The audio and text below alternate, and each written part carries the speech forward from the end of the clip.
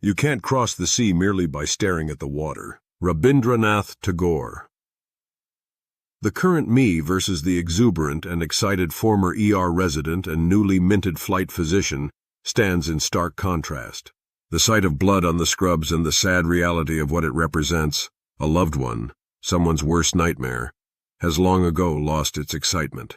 The initial challenges of working as a flight physician, handling critical scenes with multiple patients deep in the chaos surrounding trauma, were exhilarating at the time. Looking back in reflection, the sad reality of many cases washes away the energy and excitement. Now, 20-plus years down the road of a life of practicing medicine, everything is noted through a different lens.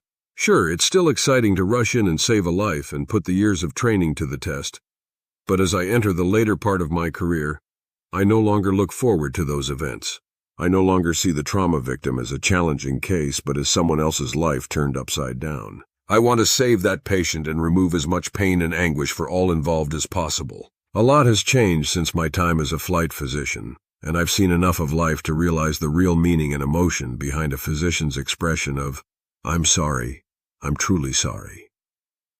Despite a calm voice, tears still fight to escape despite countless times of sharing these words. It is all too true that how life teaches us is a mystery, and no one can predict the next revelation. We can plan with the best intentions but are not in control. Learning to accept this is a daily battle in medicine and in life. Throughout any physician's medical career, we are nowhere closer to the doorway of heaven or hell than in times of intense crisis, disaster, and tragedy.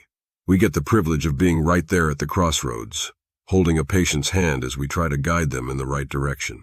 Who are we to say what that direction should be? As physicians, we're often forced to impose our will, desire, and hope that the outcome goes in our desired direction. It is a privilege to provide care and compassion and offer hope. Now and then, snatching one from the jaws of death. The procedures remain interesting. The patient situations and stories are always dramatic, exciting, unique, and sometimes unforgettable. Witnessing what the human body can withstand, its profound resilience, strength, and perseverance, under enormous amounts of pain, injury, and stress, is an incredible honor. We are all capable of so much more than we realize. I still immensely enjoy what I do. Caring for patients, helping ward off disease, or pulling back a loved one from the grips of death is every physician's mission.